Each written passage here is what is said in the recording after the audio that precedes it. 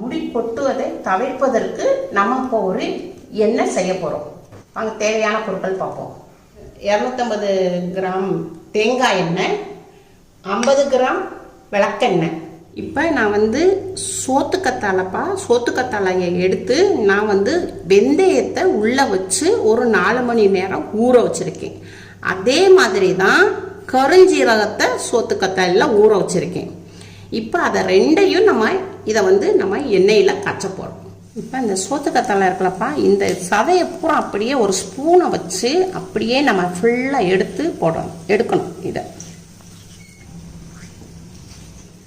அதே மாதிரி இந்த கருஞ்சீரகத்துலேயும் இதை அப்படியே சோத்துக்கத்தாழையை அப்படியே சதையோடு எடுக்கணும். இப்போ சோத்துக்கத்தாழையோடைய அந்த இது இருக்குல்லப்பா, சதை ஃபுல்லாக எடுத்தாச்சு. இப்போ நான் அதுக்குரிய ஜெல்லு பூரா எடுத்து இப்போ நல்லா மிக்ஸ் பண்ணியிருக்கோம். இப்போ இதை நம்ம எண்ணெயில் போடுவோம். இப்போ நம்ம ஒரு இரும்பு சட்டி வச்சுருக்கோம்ப்பா, அதை சட்டி நல்லா காஞ்சிருச்சு. இப்போ நம்ம தேங்காய் எண்ணெயை இதில் ஊற்றுறோம். தேங்காய் எண்ணெய் ஊற்றிருக்கேன்ப்பா, அது நல்லா சூடாக இருக்குது. அதனால் நீங்கள் அந்த பார்த்து போடுங்க, உங்கள் மேலே எதுவும் தெரிச்சிடாமல். இப்போ நான் போடுறேன்.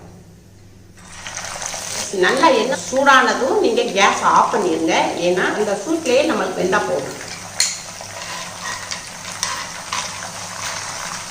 நீங்கள் பார்த்து செய்யுங்க.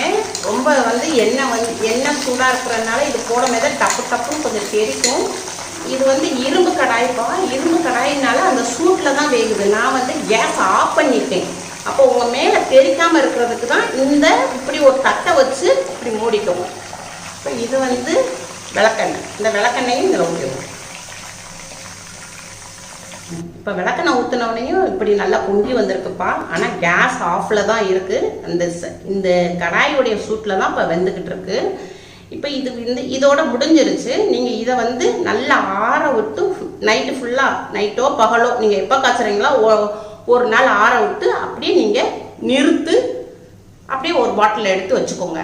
எடுத்து வச்சுட்டு டெய்லி காலையிலையோ இல்லை நைட்டோ நீங்கள் டெய்லி நீங்கள் இதை தேய்ச்சி நல்லா மசாஜ் பண்ணி ஒரு அரை மணி நேரம் ஊற விடுங்க. ஊற விட்டுட்டு நீங்கள் குளிக்கணும்னா குளிச்சுக்கலாம். தேய்ச்சிட்டு போனாலும் ஒன்றும் இல்லை, எந்த ஒரு வாடையும் வராது. தேங்காய் எண்ணெய் வாடை தான் நல்லாயிருக்கும். ஒரு விட்டு முடி கொட்டாதுப்பா. இதை நீங்கள் செஞ்சு பாருங்கள் உங்கள் வீட்டில். நீங்கள் அம்மாவுக்கு லைக் பண்ணுங்கள், ஷேர் பண்ணுங்கள், சப்ஸ்கிரைப் பண்ணுங்கள்.